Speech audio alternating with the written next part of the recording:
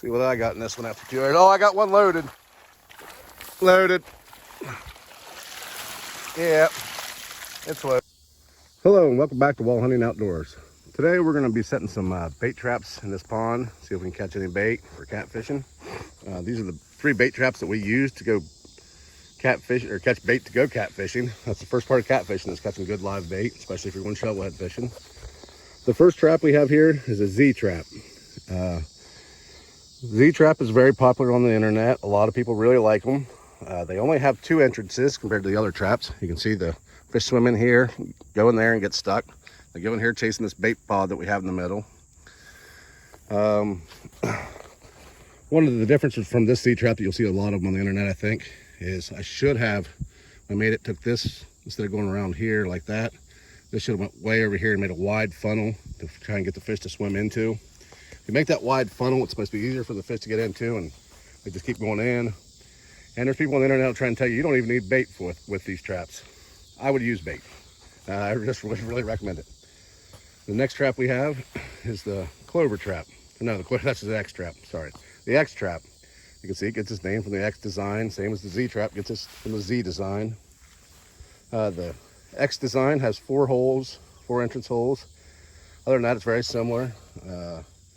It's a good trap, we really like it. And the third trap is real similar to the X trap, but it's a Clover trap. See how it makes like a clover shape, 4 entrances, but rounded sides around here instead of coming off to a square.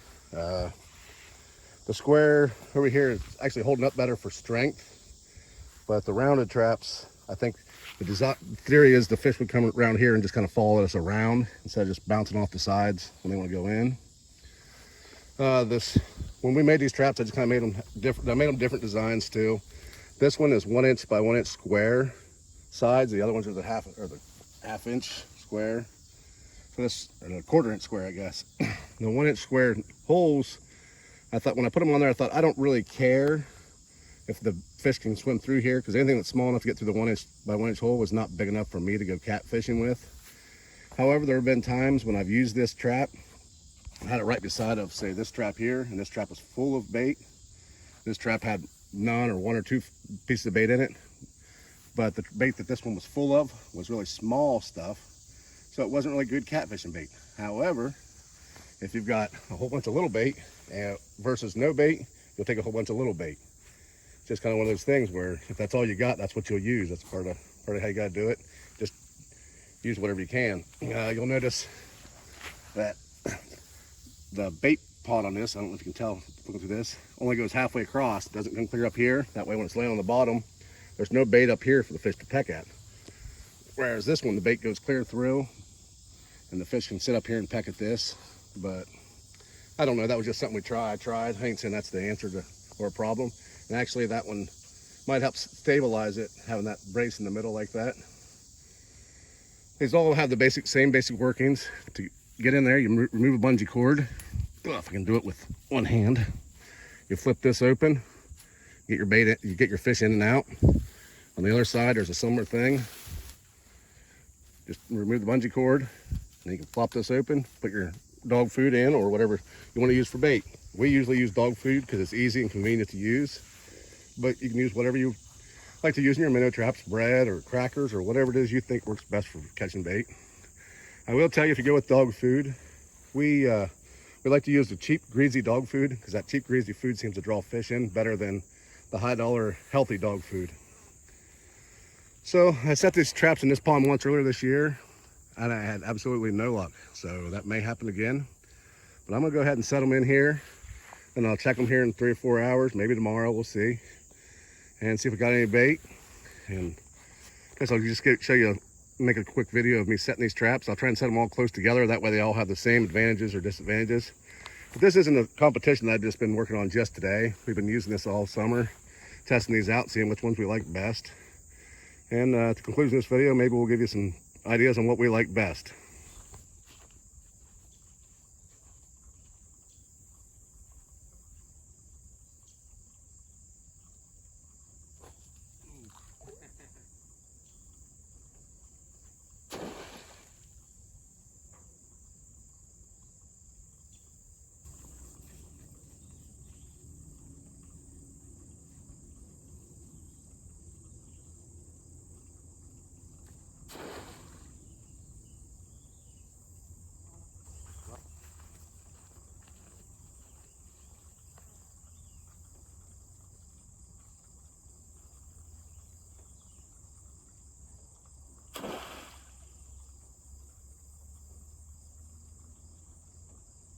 have all 3 of them set now. So while we let these traps soak in the pond, I'm gonna go ahead and show you some videos of some of our previous catches this year, and hopefully you enjoy them. Hopefully we got something to eat. Something. Anything.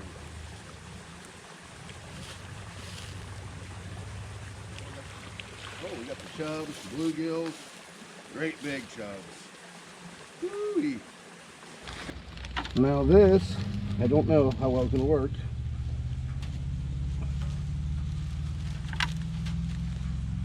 Because I don't love it. If I was just dumping them straight in that bucket, that'd be all right.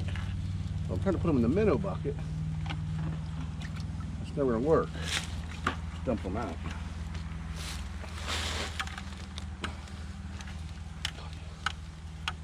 So I guess we'll just dump them straight in this bucket.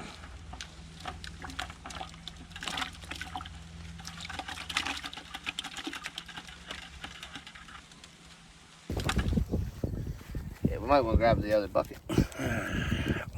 This is a lot. Yeah. Holy crap. Let's see what we got. Might not have nothing. Does it feel heavy? Oh, we got stuff.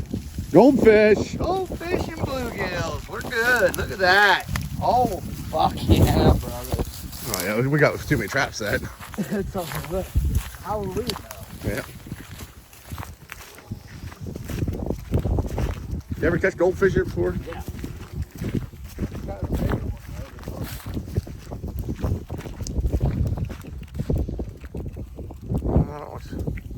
Pumpkin seeds. That's 3, 4, 6, 7, 8. See how many we got in this one. Ooh. It's hard to do with one hand. Oh, I destroyed you, Drew. This is the Clover trap. Bluegill, nothing but few carp, mostly bluegill.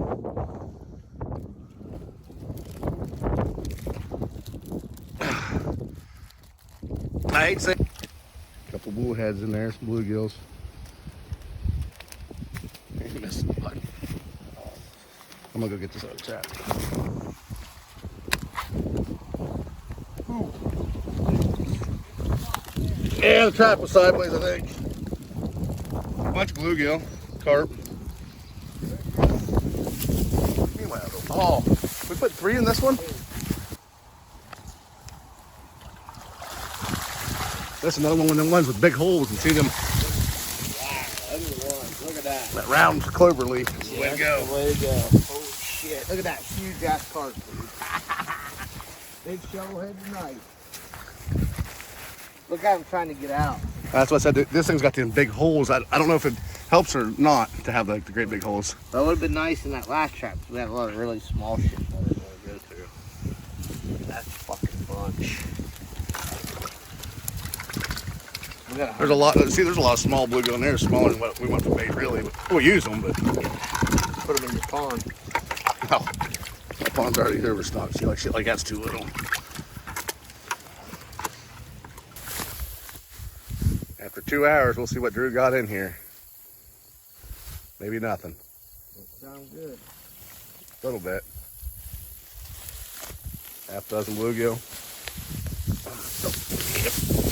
What's a half dozen bluegill? But if you got enough of these traps set with a half dozen bluegill in each one, you'll get enough. Those are good bluegill too.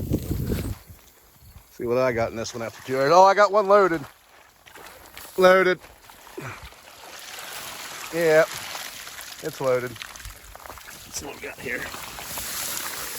Full of carp and bluegill. Enough bait to make it through the night on this one. I hate to see what's in there. 40 pieces of bait, 50.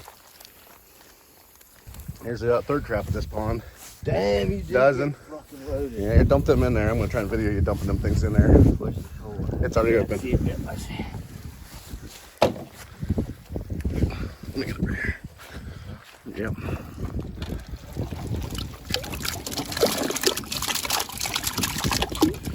A lot smaller than I want carp, but whatever. One just fell out. Oh yeah, got a big paper hole on one side.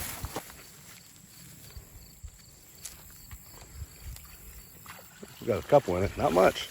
Good thing we I got had more than what we had in it when I pulled it in. They get out. Yeah, they get out of these ones with the big holes so easy. They'll probably be out before I get over there. Look at all that bait in just an hour and a half, 2 hours of setting them traps. It's not as big as we want, but it's easy to get. A lot of carp. Well, as hopefully you can see from that video, this trap with the larger holes in it, that cloverleaf, didn't have any bait in it, and it didn't have any fish in it, and the other two had some, but they were all really little ones. So if you want to catch smaller fish, you definitely want to go with the smaller hold size. But none of that bait was what I would want for catfish bait anyways. Maybe if you wanted it for bass bait or something, it'd be great, but not for catfish bait. So I know the point of this video was to compare these three type traps, the cloverleaf, the X trap, and the Z trap. Oh, they're stuck together. I think that if you get any of these designs or build any of these designs, I'm sure someone's gonna ask me how you build these, and there's a million videos on the internet teaching you how to build these. You build two at one time and you cut them in half. If you watch the videos, you'll see. But any of these designs are going to catch you bait, lots of bait. If I had to choose one, I would definitely go with the cloverleaf, only with the smaller holes. That's probably the next thing I'm going to do is build some cloverleaf ones with smaller holes. I've also thought about just building a great big trap, maybe twice the size of these, and have bigger openings on it and see if maybe that produces more of the type of bait I want, I guess. But any of these designs are going to work for you. So hopefully you enjoyed this video. You enjoyed watching some of our catches. Well, welcome back. It's the next morning. Hopefully you enjoyed those video clips you just got to see. And we're going to go ahead and pull these traps out and see what we caught and give you an overview of these traps. Hopefully this works. This is the first one we threw in. Let's pull it in first. Everything in there.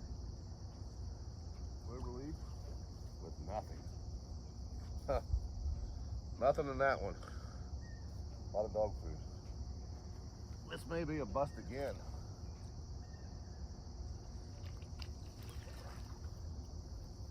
So, this one with the smaller holes caught a lot of fish, but they're small fish. Bass and bluegill. And they're so small they're getting out of this little wire even. Little tiny bass.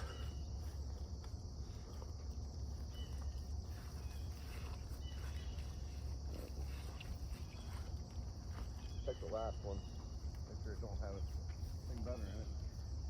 Maybe there's no bigger bluegill in here. Ooh, that looks like it was upside down. Same thing, small stuff.